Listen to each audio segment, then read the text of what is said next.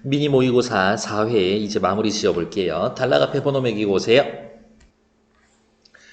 시작해봅시다. 생태계에서 개체군이란 단어 뜻 설명해준다는 얘기네. 동일한 지역에 살고 있는 한 종이 속하는 개체들의 집단을 말한다. 개체의 군, 집단. 생태학자들은 이러한 개체군의 성장 과정을 연구하기 위해 기하급수적 성장 모델과 로지스틱 성장 모델을 활용한다. 우리는 직감적으로 알아야 되겠지. 얘네들의 차이점, 대조를 파악해라. 그래야 7번 문제 해결할 수 있으니까. 먼저 먹이, 번식자, 포식자 등과 같이 아무런 환경적인 제한 요건, 요인이 없는 실험 환경에서 한 번 발생한 박테리아가 매 20분마다 2배로 지속적으로 분열해서 증식한다고 가정하자. 어마어마할 것 같은데 이 박테리아는 36시간 후에는 전 지구를 30cm 두께로 덮을 수 있는 수로 증가하게 된다. 이처럼 이상적인 환경이라면 가정, 개체군의 성장률은 그 개체군이 갖고 있는 선천적 번식 능력을 의미하는 상수값, 내재성 증가율, 그 개체군의 개체수에 의해 결정이 되며 이는 G는 RN이라는 방정식으로 표현이 됩니다. 공식 나오면 무조건 중요한 거지. 그건 이렇게 생각해야 되겠네. 개체군의 성장률은 누구? R과 N에 비례합니다. R이 커지면 G 커지고 N이 커지면 G가 커지겠지. 그래서 시간이 지날수록 성장률은 점점 더 커지고 그만큼 개체군 또한 기하급수적으로 성장하게 된다. 이처럼 다시 조건, 가정, 이상적인 환경에서 개체군이 일정한 세대 기간이 거듭될수록 기하급수적으로 성장하기 때문에 기하급수적 성장 모델이라고 하는데 이것은 그림 가와 같은 곡선으로 그려지게 된다. 밑에 나와 있는 가 옆에다가 써놔야 되겠지. 기하급수적. 그러나 자연계에선 개체군이 성장 초기에는 기하급수적으로 성장하더라도 나중에는 가처럼 미친 듯이 하늘 뚫고 가듯이 개체군이 증가할 수가 없다. 이를 고려한 것이 로지스틱 성장 모델이라고 하고 그림 나와 같은 곡선으로 그려진다. 나 로지스틱. 이 모델은 제한 요인들의 영향에 따라 개체군이 최대로 성장할 수 있는 개체수인 환경 수용력을 고려한 것으로 변수가 하나 더 들어가겠지. 환경 수용력에서 개체수를 뺀 값을 K 빼기 N을 환경 수용력으로 나눈 다시 K로 나눈 기하급수적 모델 방정식을 포함해서 다음과 같이 표현이 된다. 굳이 읽을 필요도 없고 우리가 체크해야 할 것은 기하급수적 모델에 요만큼의 변수가 더 추가가 되었다. 성장 초기의 개체군의 개체수는 환경 수용력에 비해 매우 작기 때문에 초기의 이 변수, 새로운 값은 거의 1이다. 그러니까 어떻게? 기하급수적으로 증가하겠지. 이처럼 개체군의 성장 초기 모델은 그림에서 보는 것처럼 기하급수적 성장 모델에 가깝게 나타난다. 개체군이 커지고 개체수가 환경 수용력에 가까워질수록 이 값은 0에 가까워지고 그렇다면 개체군의 성장은 둔화가 된다. 어느 지점이 되겠어요? 바로 요 지점이 되겠지. 이론적으로 어떤 개체군의 개체수가 환경 수용력의 2분의 1일 때 성장률은 최대가 되고 개체수와 환경 수용력이 같아지면 성장률은 0이 됩니다. 그러니까 여기가 개체 성장률이 0이 되는 지점. 그러면 개체군은 그림 나이 개체군의 개체수의 변동이 없는 안정상태에 이른다고 말할 수가 있습니다. 이 부분을 안정상태라고 보고 있네요. 옆에 7번 문제 확인하러 가죠. 틀린 거 찾으러 가죠.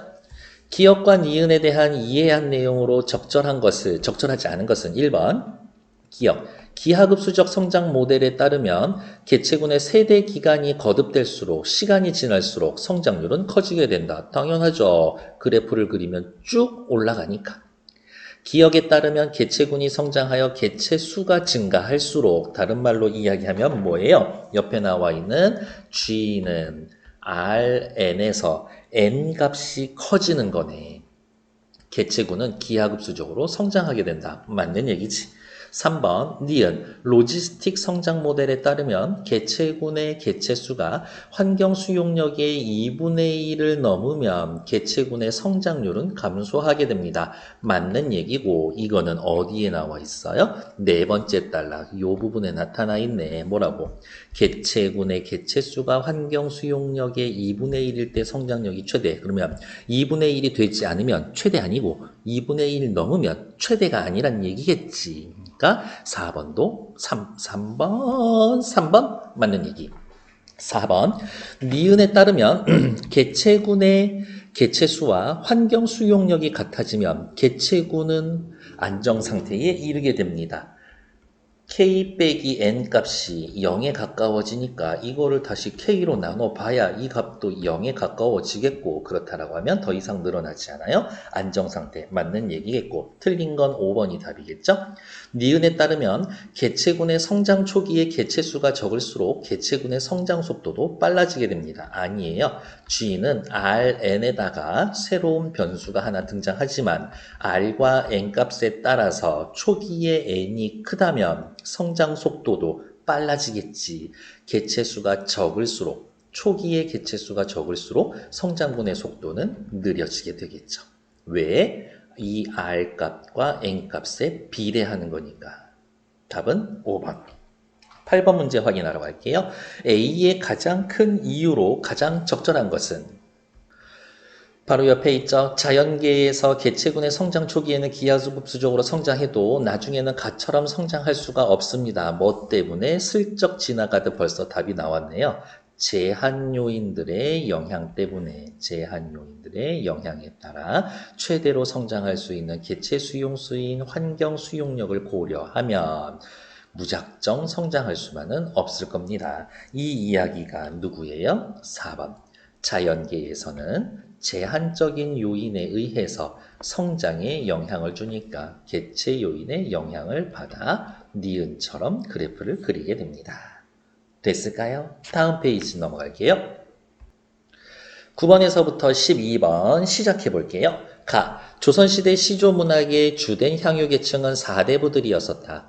그들은 사로서 심성을 수양하고 대부로서 관직에 나아가 정치 현실에 참여하는 것을 이상으로 여겼습니다. 사대부는 사로서의 마음도 가지고 있고 대부로서의 마음도 가지고 있고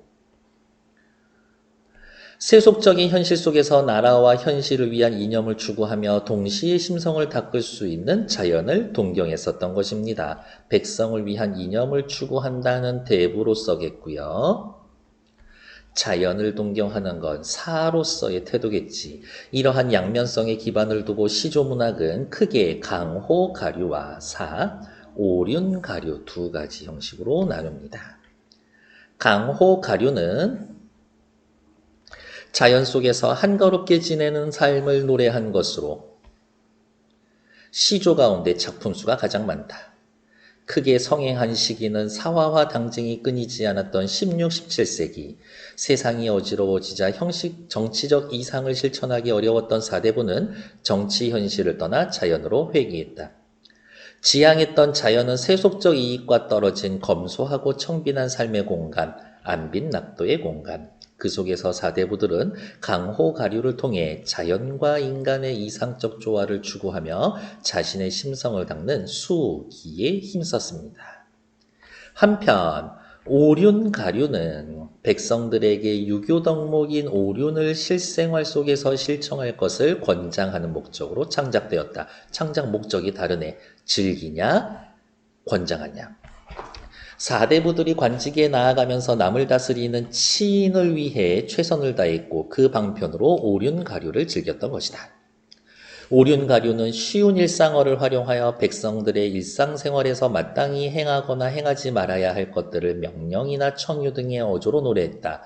이처럼 오륜가류는 유교적 덕목인 일륜을 실천함으로써 인간과 인간의 이상적 조화를 이루고 이를 통해 천하가 평화로운 세상에까지 나아간 것을 주된 내용으로 하였다. 이처럼 사대부들의 시조는 심성 수양과 백성의 교화라고 하는 두 가지 주제로 나타납니다. 이는 사대부들이 제도직이, 즉 문학을 도를 싣는 수단으로 사용하는 효용론적인 관점에서 바탕을 둡니다. 이때의 도란 수기의 도와 치인의 도를 가지고 있는데 강호가류는 수기의 도를, 오륜가류의 시조는 치인의 도를 표현한 것이라고 알 수가 있다. 여기저기 왔다 갔다 하며 색깔을 여러 개 썼는데요. 다 이유가 있고요. 이미 눈치채셨을 것 같아요. 왜? 가는 조선시대의 시조문학을 강호가류와 오륜가류로 뭐 하고 있어요? 나누고 있죠. 분류하고 있어요. 기억나나요? 독서지문에서 분류는 대조다. 대조는 문제다. 실제 뒤에 문제 겪으시면 알 수 있겠죠. 밑에 해설 넘어갈게요. 산수간 바위 아래 띠집을 짓노라 하니 초가집을 짓고 있죠. 산수, 자연에서 띠집, 초가집을 짓고 있습니다. 어떻게? 소박하게 살고 있어. 그 이유를 모르는 남들은 나를 비웃는다 하지만 어리석은 시골 촌뜨기의 뜻에는 그것이 내 분수인가 하노라. 띠집을 짓고 있는 시골 촌뜨기를 남들은 비웃는다 하지만 그것이 내 분수입니다. 안분지족의 태도를 나타내고 있고 딱 세 줄만 읽어봐도 강호가류의 시조구나. 보리밥푼 나무를 소박한 음식 알맞게 먹은 후에 바위 끝 물가에서 실컷 논이 놀아 유유자적. 그 남은 여남은 일이야 그 밖에 나머지 일이야 부러워할 줄이 있겠는가? 부러워하지 않을 거예요. 그 밖에 나머지 일은 어디에 세속적인 사건들이 되겠지. 오른쪽으로 올라갈게요. 앞에 말이 빠져 있어요. 뭐가 빠져 있냐? 자연 속 삶을 누구는 어떤 사람은 삼공, 영의정, 좌의정, 우의정보다 낫다고 했는데 직접 겪어봤더니 만승이 이만하겠는가? 천자보다 더 좋더라. 그러면 위에다 정리합시다. 뭐라고? 시적하자. 선도형은 자연에서의 삶을 사는 삶을 당연히 천자보다도 높고 삼공보다도 더 좋다라고 이야기를 하네요. 이제와 헤아려 봤더니 황제가 되는 것도 싫어요라면서 자연에 가서 살았던 소부허유가 약도 떠라 아주 약은 사람들이었다. 왜? 이들은 이미 이 사건을 알고 있었는데 동네방네 소문내주지 않고 자기들만 알고 있었거든. 아마도 임천, 자연에서 즐기는 한가로운 즐거움은 비길 곳이 없어라. 요 정도면 영탄적 어조. 강산이 좋다 한들 어떻게 내 분수로만 누워있을 수 있겠는가? 누가 나를 허락해 준 거지. 뭐라고? 임금의 은혜를 이제 더욱 아는 것이다. 아, 자연이 좋아서 누워있는데 누구 덕분에? 임금님 덕분에 누워있을 수 있는 것이다. 임금님 감사. 아무리 임금님께 그 은혜를 갚고자 하여도 내가 할 수 있는 일이 없구나. 윤선도의 만흥이라는 건 사로서 자연을 동경하는 강호가류의 대표적인 시조입니다. 라고 이야기를 해주고요. 그럼 느낌 나오지. 다시는 오륜가류겠구나 라고 생각해 보시고요. 정철의 훈민가 시작해 볼게요. 제목에서부터가 이미 훈민가죠. 백성을 가르치는 노래. 딱 봐도 오륜가류다. 임금과 백성 사이는 하늘과 땅이다 라면서 임금과 백성의 신분 차이가 있어요. 그러니까 어떻게 백성들 너희들의 도리 본분을 지켜야 합니다. 나의 백성의 서러운 일을 다 알려고 하십니다. 임금께서는 되게 세세하신 분이네. 우린들 살찐 미나리를 혼자 어찌 먹겠는가? 좋은 거 보면 임금님 생각해야 할 겁니다. 결국에 백성으로서의 도리를 지켜야 합니다. 우리 옆에 나와 있던 명령이나 청유의 어조라고 이야기를 하고 있지만 어찌 혼자 먹겠습니까? 여기에선 의문형을 나타내서 너희들의 도리를 지켜라. 어버이 살아계실 때 섬기는 일을 다 해라. 어버이를 섬기는 일을 한 글자로 줄이면 뭐겠어요? 효겠지. 지나간 후면, 돌아가신 후면 슬프다고 한들 어찌 하겠는가 라면서 할 수 있는 일이 없어요. 서리법, 지나간 후면, 부모님이 돌아가셨다면 if, 가정법 쓰여 있다. 평생에 다시 못할 일이 이것뿐, 효뿐인가 하노라. 부모님 살아계실 때 효를 다하라. 십수, 남으로 태어난 사람들 중에 벗같이 유신하랴. 세상에 남이지만 가장 믿을 수 있는 존재는 벗이다.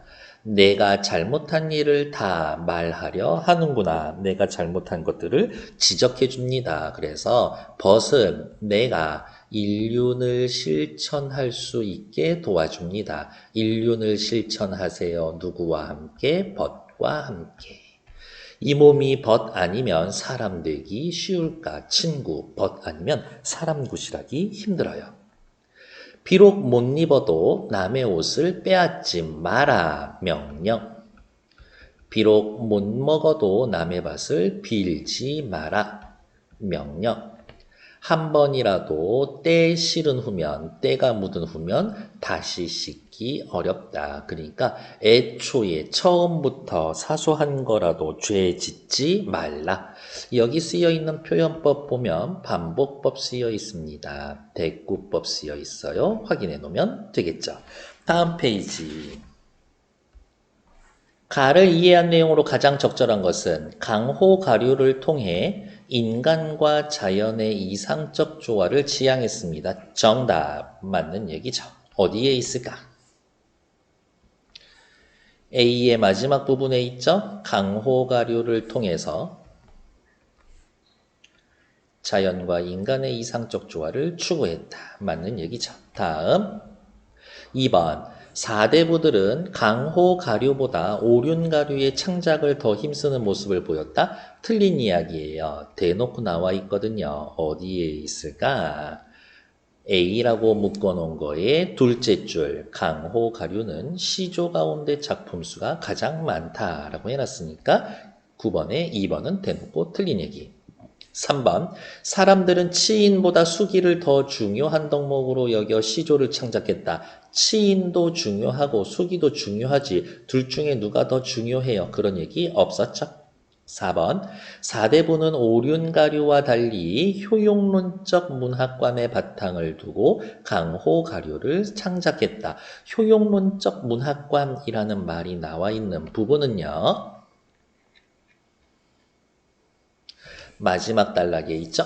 어디에 있을까? 이처럼 사대부는 심성, 수양과 백성의 교화라는 두 가지 주제로 나타나고 이것은 제도지기로 나타납니다. 도를 씻는 수단으로 보는 효용론적 문화관에 있고 도는 수기의 도도 있고 치인의 도도 있으니까 효용론적 문화관은 둘 다에 해당되는 얘기지. 그러니까 4번 틀린 얘기죠.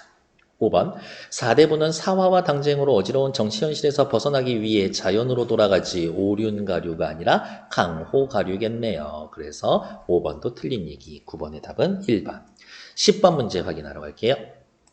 A를 참고하여 보기에 나를 이해한 내용으로 적절하지 않은 것은 전남, 해남에는 고산 윤선도의 흔적이 곳곳에 남아있다. 그 중에서 금세동은 윤선도가 오랜 유배 생활을 끝내고 돌아와 은거했던 곳이다. 강호가도. 그는 혼탁한 정치 현실을 떠나 그곳에서 10여 년간 자연을 즐기며 생활을 했었다. 자연을 즐기며.